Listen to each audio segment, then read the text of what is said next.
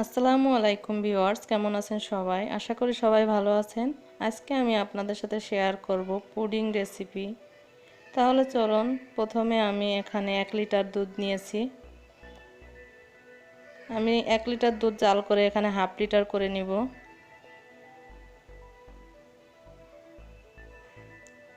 একটু সময় নিয়ে দুধটা ভালো করে জাল করে নিতে হবে।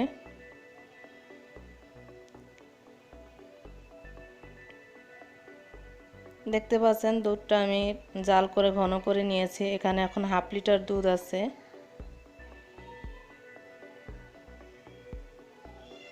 এখন আমি যে পাত্রে পুডিং বসাবো ওই পাত্রে 4 টেবিল চামচ চিনি দিয়ে ক্যারামেল তৈরি করে নেব।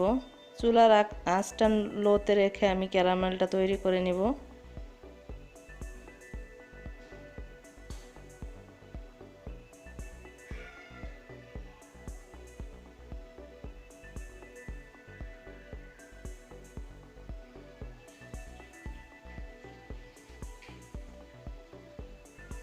একটু ঘুরিয়ে ঘুরিয়ে আমি ক্যারামেলটা সুন্দর করে তৈরি করে নেব। দেখতে পাচ্ছেন আমার ক্যারামেলটা তৈরি করা হয়ে গিয়েছে। এখন আমি এখানে একটা মিক্সিং বোল নিয়েছি, দিয়ে দিব আমি ডিম। এখানে আমি 2টা ডিম নিয়েছি। আপনারা চাইলে ডিম বেশিও দিতে পারেন, কমও দিতে পারেন। আমি হাফ লিটার দুধের জন্য 2টা ডিম দিচ্ছি। আর আমি দিয়ে দিব ভ্যানিলা এসেন্স কয়েক ফোঁটা, যাতে ডিমের একটা আঁশটা গন্ধ থাকে, এটা যাতে না থাকে।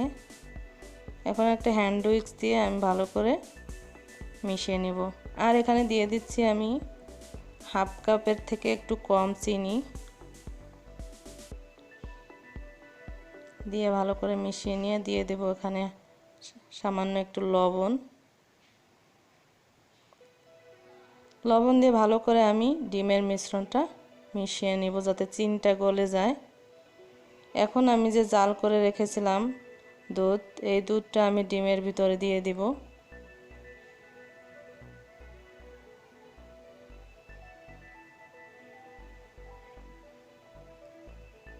দুধটা অবশ্যই ঠান্ডা করে নিতে হবে।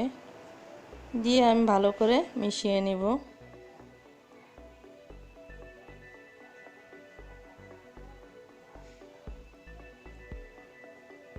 দেখতে পাচ্ছেন ডিম আর দুধ ভালো করে মিশানো হয়ে গিয়েছে।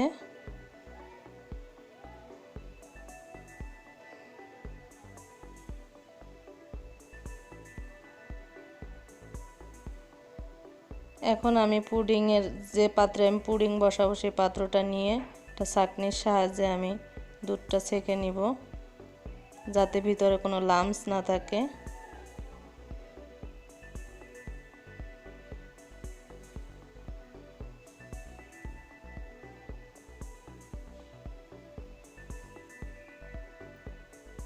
দেখতে পাচ্ছেন ছাঁকা হয়ে গিয়েছে।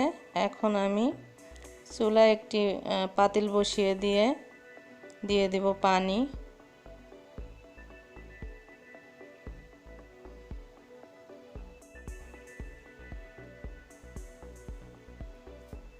এখন আমি এরকম একটা স্ট্যান্ড দিয়ে দেব, দিয়ে আমি এই স্ট্যান্ডের উপর বাটিটা বসিয়ে দিব।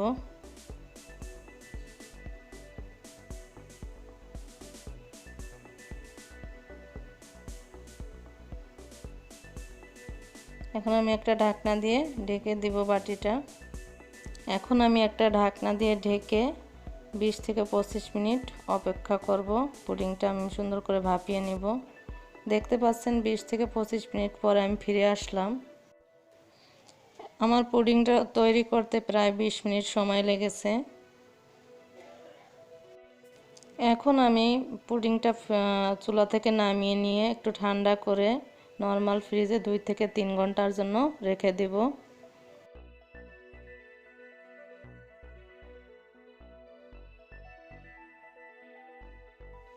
2 ঘন্টা পরে ফিরে এসেছি। দেখতে পাচ্ছেন আমার পুডিংটা খুব সুন্দর করে সেট হয়ে গিয়েছে।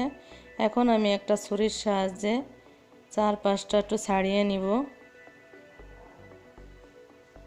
নিয়ে আমি পুডিংটা মোল্ড আউট করে নিব।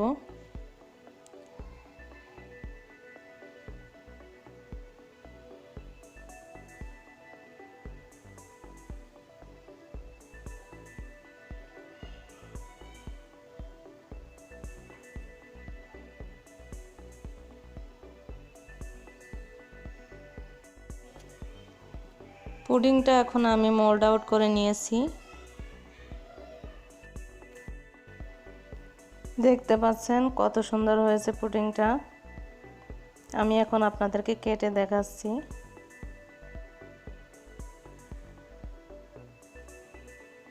দেখতে যেমন সুন্দর, খেতেও কিন্তু অসম্ভব রকমের মজার। বাচ্চারা তো অনেক পছন্দ করবে এই পুডিংটা। আশা করি এই রেসিপিটা আপনাদের কাছে ভালো লেগেছে।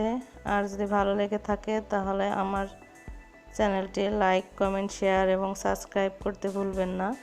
পাশে থাকা ছোট্ট বেল বাটনটি ক্লিক করে দেবেন। সবাইকে আল্লাহ হাফেজ।